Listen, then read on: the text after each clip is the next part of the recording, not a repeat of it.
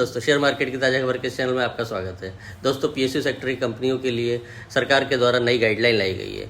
नई गाइडलाइन जो लाई गई है वह dividend declare, bonus issue, share विभाजन और बायबैक ऑफ शेयर के लिए। डिविडेंड के लिए जो गाइडलाइन लाई गई है उसके अंतर्गत अब पीएसयू सेक्टर की कंपनियों को अपने मुनाफे का 30% और नेटवर्थ का 4%, जिसमें इसमें से दोनों में से जो भी अधिक होगा उतना डिविडेंड देना होगा। वहीं एनबीएफसी सेक्टर की कंपनियों को मुनाफे का 30% डिविडेंड डिक्लेयर करना ही होगा।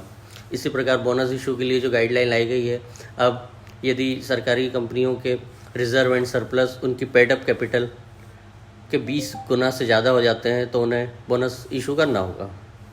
तो दोस्तों, ये इस प्रकार की गाइडलाइंस है, सरकारी कंपनियों में पॉजिटिव रुख देखने को मिलेगा।